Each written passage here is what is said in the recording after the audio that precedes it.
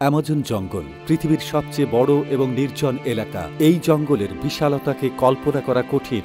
যদি আপনাকে ঠিক মাঝখানে ফেলে দেওয়া হয় তাহলে এখান থেকে বের হতে আপনার প্রায় 472 দিন সময় লাগবে। এই সময়ের মধ্যে আপনার দেখা হবে এমন সব প্রাণীর সাথে যারা প্রত্যেকটি নিজের মতো করে ভয়ঙ্কর। এমনকি এখানকার একটি পিঁপড়েও আপনার জীবন কেড়ে নিতে সক্ষম। অ্যামাজন জঙ্গল প্রায় 55 লক্ষ বর্গ কিলোমিটার এলাকা জুড়ে বিস্তৃত। এখানে বাংলাদেশের মতো 37টি দেশ বা ভারতের মতো 2টি দেশ সহজেই জায়গা পেতে পারে।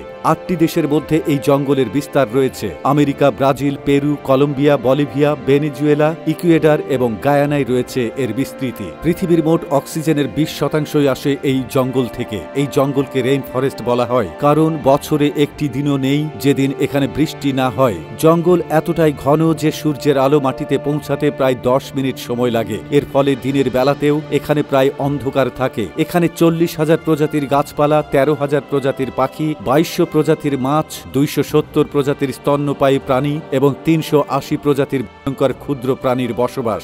জঙ্গলে আছে গ্রিন অ্যানাকোন্ডা, বিশ্বের সবচেয়ে বড় সাপ। এটি প্রায় 33 ফুট লম্বা এবং 250 কেজি ওজনের হতে পারে। এটি এমনকি নিজের চেয়ে বড় প্রাণীকে গিলে ফেলতে পারে। এখানকার বুলেট অ্যান্ট পিঁপড়ের কামড় এতটাই যন্ত্রণাদায়ক যে মানুষ এটিকে বন্দুকের গুলির মতো অনুভব করে। অ্যামাজন নদী পৃথিবীর দ্বিতীয় দীর্ঘতম এবং জলপ্রবাহের দিক থেকে বৃহত্তম। এই নদীতে প্রতি সেকেন্ডে 2,19,000 ঘনমিটার জল প্রবাহিত হয়। এতে বাস করে প্রচুর কুমির, ইলেকট্রিক ইল এবং বিরল গোলাপি ডলফিন। ইলেকট্রিক ইলের শক প্রায় 860 ভোল্ট পর্যন্ত হতে পারে, যা মানুষকে সহজেই হত্যা করতে পারে। জঙ্গলে একটি ফুটন্ত নদীও রয়েছে যার পানির তাপমাত্রা 90 থেকে 100 ডিগ্রি সেলসিয়াস পর্যন্ত।